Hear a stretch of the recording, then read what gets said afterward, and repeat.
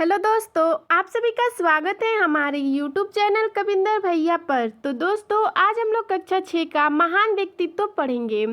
आज हम लोग पाठ 14 देखेंगे। हमारे पाठ का नाम है राजेंद्र चोल। तो आज हम लोग इस पाठ का सारांश देखेंगे। दक्षिण भारत के राजाओं में चोल वंशीय राजा अति प्रसिद्ध हुए। इनमें राजराजे प्रथम चोल वंश का प्रसिद्ध शासक था। राजेंद्र चोल इसी का पुत्र था। देखिए दोस्तों, जो दक्षिण भारत के राजाओं में जो बहुत ही प्रसिद्ध था वो था चोल वंश। ठीक है, इनमें राजा थे राजराजे, जिनका जो थे वो प्रथम चोल वंश के प्रसिद्ध शासक थे। इनका पुत्र का नाम था राजेंद्र चोल। ठीक है, प्रश्न किया जा सकता है कि राजेंद्र चोल के पिता का नाम, तो राजराजे। अगला प्रश्न आगे देखते हैं। राजेंद्र चोल का शासनकाल 1044 ईस्वी तक माना जाता है। जो राजेंद्र चोल था इसका शासनकाल 1044 ईस्वी तक ही माना जाता है। चोल राज्य दक्षिण भारत के प्रायद्वीप में स्थित था। जो चोल राज्य था वो दक्षिण भारत के प्रायद्वीप में स्थित था। ठीक है, आक्रमण से सुरक्षा हेतु राजेंद्र चोल ने शक्तिशाली सेना का संगठन किया। आक्रमण जो होता था उससे सुरक्षा के लिए राजेंद्र चोल जो था वो शक्तिशाली यानी कि बहुत ही शक्तिशाली सेना का संगठन किया। इसने शक्तिशाली जल सेना का भी संगठन किया एवं लंका तथा मालदीव पर आक्रमण कर वहां अपना अधिकार किया। देखिए दोस्तों, ये जो था अपना सेना, शक्तिशाली जो सेना था उसे तैयार कर इसने लंका और मालदीव पर आक्रमण करके उस पर अपना अधिकार कर लिया।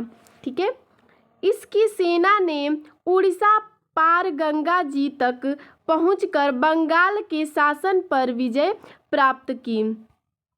देखिए दोस्तों, जो इसकी सेना थी वो उड़ीसा पार, ठीक है, गंगा जी तक पहुंचकर बंगाल के शासन पर इसने विजय प्राप्त की।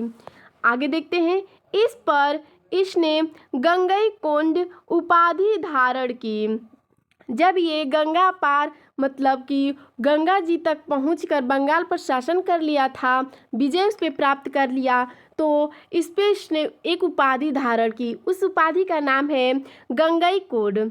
आगे देखते हैं। इसने समुद्र पार एक देशों पर भी अपना प्रभाव बढ़ाया। इसके प्रभाव से भारत का पश्चिमी एशिया और पूर्वी एशिया के देशों से व्यापार बहुत बढ़ गया। आगे देखते हैं। यह व्यापार दक्षिणी चीन तक फैल गया। जो उसने व्यापार बहुत बढ़ाया था वो दक्षिणी चीन तक फैल गया था। दक्षिण भारत में चोल राज्य का विस्तार करने के साथ ही राजेंद्र चोल ने उड़ीसा तथा महाकौशल से बंगाल तक अपना अधिकार जमा लिया। जो दक्षिण भारत में जो चोल राज्य विस्तार कर रहा था, तो राजेंद्र चोल ने उड़ीसा तथा महाकौशल से बंगाल तक अपना अधिकार कर लिया। आगे देखते हैं। इसके अतिरिक्त इसने श्रीलंका, निकोबार द्वीप, ब्रह्मी, मलाया, सुमात्रा आदि में भी अपने अधीन कर लिया। देखिए, जो सब तो अपना अधिकार कर लिया था, लेकिन अब इसने श्रीलंका को भी, निकोबार द्वीप को भी, ठीक है, मलाया को, सुमात्रा आदि मतलब इन सब को अपने अधीन कर लिया। आगे देखते हैं। राजेंद्र चोल महान साम्राज्य निर्माता होने के साथ ही कुशल शासक भी था। ये जो राजेंद्र चोल था वो महान साम्राज्य निर्माता होने के साथ साथ एक कुशल शासक भी था। ठीक है, आगे देखते हैं।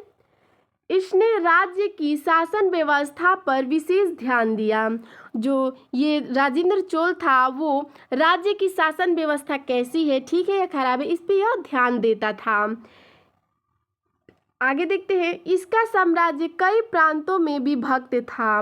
ये प्रांत मंडलम कहलाते थे। प्रत्येक मंडलम कई वालानाडुओं में बांटा हुआ था। प्रत्येक वालानाडुओं में निश्चित संख्या में गांव होते थे। ये जो वालांडू था उसमें एक प्रत्येक गांव में एक निश्चित मतलब गांव होता था, प्रत्येक संख्या, ठीक है, मतलब एक निश्चित संख्या में गांव होता था कि इस गांव में इतना मतलब इस गांव में इतना ही संख्या होना चाहिए। आगे देखते हैं।